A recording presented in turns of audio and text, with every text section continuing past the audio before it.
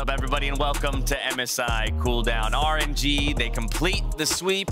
EG made them work for it, particularly in that second and third games, but our defending champions will waltz their way in to the finals with that 3-0 scoreline, awaiting the winner of tomorrow's matchup between T1 and G2. Yeah, I mean, I'm sad to see EG get swept, but it was kind of expected given the discrepancy between these two teams.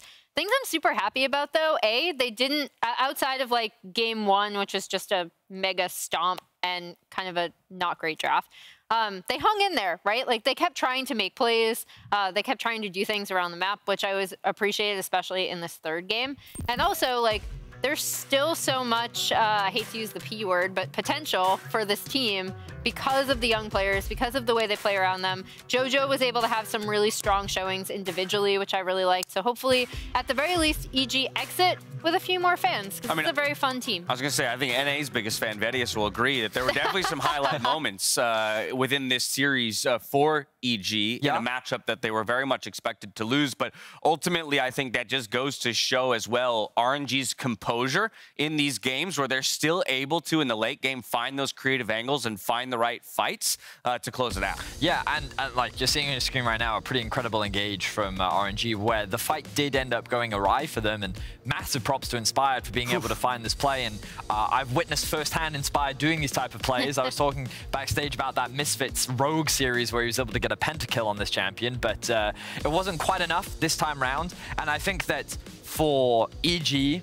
right now, the biggest takeaway that I have is that a lot of their wins are very reliant on this like miracle play, this miracle performance, and we're seeing it from JoJo here once again. Base defense. Yeah, I mean, it's an incredible thing, and again, it ties back to that point that Emily makes about potential, and I love that the cast has mentioned, because as a European, this hits very close to home with Perks. Like, many of us consider him to be one of the greatest European players of all time, and he started with a much worse performance than this. He was very cocky on social media. He went into that tournament at MSI and he completely fell short. And later, I mean, he became an MSI champion 3 years later. And as I said, he became one of Europe's greatest representations. And this could be the same start of that story for JoJo. I think that potential really does exist. He has the confidence to drive the willpower.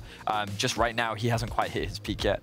Well, I know you brought something up in there with EG kind of still relying on like this miracle play, right? So they try to have these set plays, they sometimes don't work, and then it comes down to team fight. I think the discrepancy, and we'll see what you think, Jordan, because in the third game, you're like, I don't know, I'm nervous, they might drop a game. I think RNG's still like greatest strength is just their absolute understanding of the map itself and how to leverage that. 100%. I mean, we saw that, right? Whenever they'd start to fall behind, they just have really creative ways of maybe even like knowing, hey, we have push and bot here, we can make our way into enemy jungle, finding a pick onto the enemy side, and then just knowing that RNG does have that composure. I mean, they've come out in interviews and said like Xiaohu and Ming are the mom and dad. They keep everyone in check. They make sure the mentals are good. And luckily, mom and dad delivered today. And I mean, we saw it multiple times in terms of they understand what space is theirs. Yeah. Backstage, it was so funny listening when Impact almost got caught out repeatedly. And it's just a matter of, well, I'm sorry, Impact, that space doesn't belong to you. And RNG know that. And it's a difficult thing to like highlight in the moment, but when you go back and watch the games, you'll realize how well RNG recognize this spot belongs to us. This spot doesn't, so we'll play around what we can and what we can't, and then they punish you the moment you step out of line, which is what makes them a terrifying team. Lyric, you threw the name out already, but our OP player of the game goes to Ming in this third game. The Braum pick in and of itself, I thought, a fantastic draft adaptation in seeing that MF come through, and then from early on in the lane phase, the double kill picked up in the 2v2, then the TP to the top lane. That might be the best play of that early game. Yeah, I just love to see it. Ming has been a player who I think the world has recognized as one of the best supports for many, many years. I feel like in the LPL, he's the most diverse support we have in terms of like, he can roam, he can play engage, he can play for lane. He's one of the only supports in LPL I trust to play with the chair across the face. And in this game, just phenomenal. He was everywhere he needed to be. He literally made Danny a non-factor. His use of his shield was just so good. And again, just great to see Ming finding the impact all over the map, finding the impact in lane. And, you know, I think making a solid argument to where everyone coming in hyping, I think, Carrier respect, you know, like deservedly is potentially the best support or player in the world. And I think Ming is going to come out of this series and maybe even the tournament with his name up there. There were so many fights like the one we just saw where Ming gets out with like a sliver of health and Dude, is still able to block all this damage, right? Out in the back. Oh man, yeah, it was rough. What I need to know from you, Jordan, is Ming the mom or the dad? I have to know. If I remember correctly, I believe it was Ming was the strict mom and Xiao was the loving father. Which all right. I was curious. Yeah, pretty interesting in terms of how they went with that one. But yeah, Ming's a strict one. Ming brings the belt. I'll say that his children are disciplined. You know? Yeah. Like Finn? they okay, he's the exception. He's the you know, when they say you can play in the mud for a little while, he then comes back covered in mud. Yeah, he's also he's the youngest. He's the angel young child. Yeah, right? exactly. So you kind of just let him do whatever. He TP's top to cover for him. Like, don't worry, Ben, we got you. You know, like those gifs of where you see like and the dad just kind of like, oh, okay, got to grab you. There we go, great. I was like, okay, nice save. But obviously we throw a bit of shade towards Ben, but he also had a fantastic series. Yeah, he absolutely did. I think it's been his best game so far. And we talk a lot about how RNG as a team, we talked about it in the Telestrators, we showed it in the dives, like we've been trying to highlight it all day. You can say what you want about Bin, but the team really does enable him when they need to, and their ability to play around side lanes, like they're just a well-oiled machine. And the name we haven't mentioned all day is Gala, which is insane when you really think about it, because we haven't even gotten to the point at which we need Gala to step up and be the guy that he became famous for, which is replacing Uzi and being the super hyper carry of this team if he needs to. And we saw some highlight reels from him, but he's still always that player that when things come, when the chips are down, he can always step up and carry for the team. I was going to say, he simply just got it done today, right? He didn't need him to do anything special, so he didn't do anything special, and that's fine. It was a good look on the Xayah in multiple games. We'll pull up the bracket just as a quick refresher again. RNG, they slopped themselves into that best-of-5 finals. They await the winner of tomorrow's best-of-5 series between T1 and G2. That's going to be a highlight matchup, to say the least. But before we talk about that, because we will preview that matchup in just a bit, I kind of want to talk about how we feel about an RNG coming out of this type of 3-0 and going into the finals. Again, remembering that they are the defending champions. They're looking to bring that title back once again. Xiaohu back in the mid lane. You know, dominant from a scoreline perspective, but those two games, those second two games are going to make you think about what, you know, either, you know, team that comes out of tomorrow's series will be able to learn or take from it into I'm nervous, that finals. I'm nervous. Of course I'm nervous going into those series. The one thing I'll say about RNG is they've looked like this in almost all their wins throughout the year. It's never super dominant. It's never they're just going to come in and crush you. They are a team that kind of gets pulled down into the mud with other teams, and they do very often have to be able to find their way back in the game. So I think RNG definitely could take a series against T1. But, you know, we're not going to get there because they're going to play G2, and then RNG are going to win because we always beat LEC. So. Okay. Well, what I will say about RNG is, like, my biggest takeaways are, number one, they are the best drafters at the tournament, in my opinion, in terms of their ability to be flexible and what they showcase in Champion. And I think the reason why they won that final, I will never forget that Jax pick and how brilliant I think it was. And I think that this is something that is going to be the hardest thing to overcome for both T1 and G2, depending on who make it there, to be able to defeat RNG, because their ability, like the Braum is a great example of what we saw in Game 3. It doesn't matter what you throw at them, they will have an answer somewhere. And that, to me, is one of the hardest things that you have to overcome before you even get onto the Rift. All right, well, then let's talk about who we think might make it there to challenge RNG as we turn our attention to tomorrow's series. It's T1 versus G2, FLICKR versus Caps in the mid lane. That's our featured matchup presented by Mercedes-Benz, and you wouldn't want it any other way. Two of the best mids that we've seen on an international stage going toe-to-toe for that shot at taking down RNG. Vedius, I'll come to you first.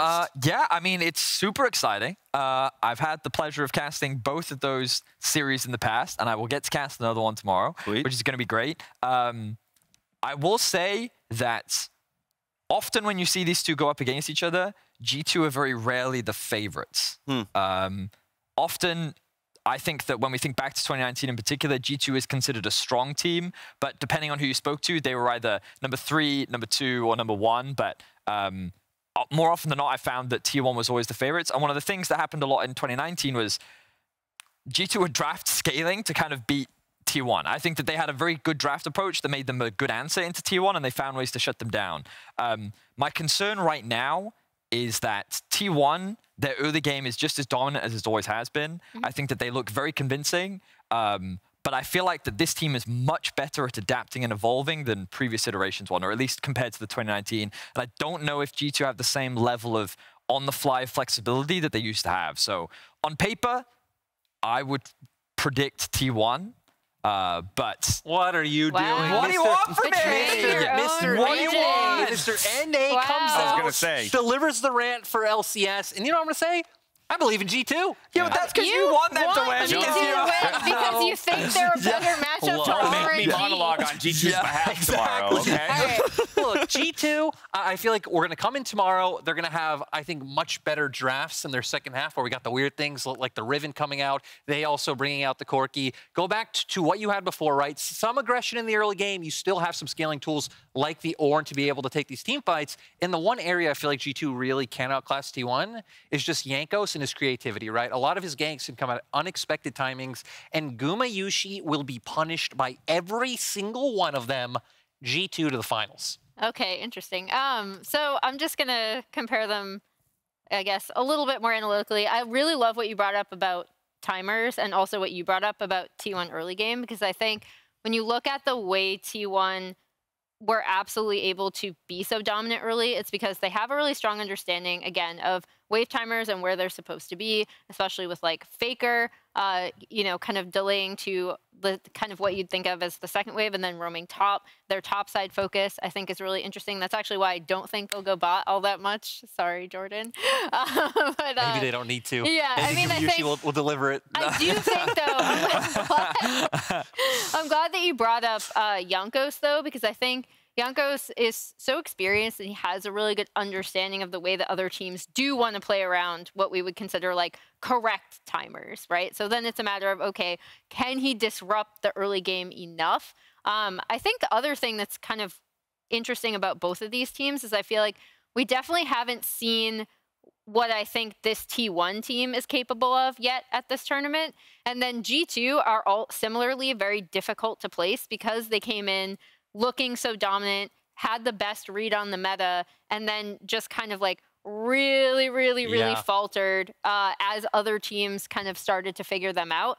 So that's why it's really difficult to figure out for me. I think both teams are very volatile, I'm gonna right? I'm gonna save my prediction for tomorrow since I'm on the desk tomorrow. I was about to say, I don't want to exhaust all of our talking points before tomorrow. But I did want to bring up that Jankos thing because that's a really good point. I'm telling you, man. Like, thank you, Lyric. That's a good starting point. Good baseline. I just don't trust G2's early game. I was about to ask. That was kind of my final point. Is like to Emily talking about how hot the start was for G2 and those stumbles. Like, what is your ultimate level of belief that we've even seen the peak of G2, their ability to recover from quote unquote being figured out in the draft? So what I will say is I have a huge amount of faith in Dylan, the coach, and the players to be able to come up with something new in terms of how they will challenge T1. That I'm unwavering in my belief in their ability to come up with something new. My doubt comes from the fact that they don't have enough time to fix an issue that has ultimately plagued them all split, which is their early game. Okay. They have never been dominant in the early game. Even during the playoffs, if they found early game advantages, they were just means to an end, which is that they would maintain that early game lead, and then they would particularly spike in the mid to late game. So I don't expect that playstyle or that approach to suddenly be dramatically different this weekend. So it very much comes down to what we've all been discussing about is if G2 can control T1 in the early game, then yes, they have a very viable shot of being able to beat T1. But if you're going to put a name down on paper, T1 would be the one that you would probably have more faith in, just because their early game is so dominant. Right. Very different strengths, but that usually speaks to a very exciting series in front of us. That's going to be it for today. Tomorrow, make sure you tune into the countdown. It starts at 9:30 CEST. That's always so difficult for me to say. Or midnight 30 PST. For now, though, we're going to shut the studio down. We'll catch you tomorrow. Until then, stay healthy, stay safe, and be good to each other. Good night.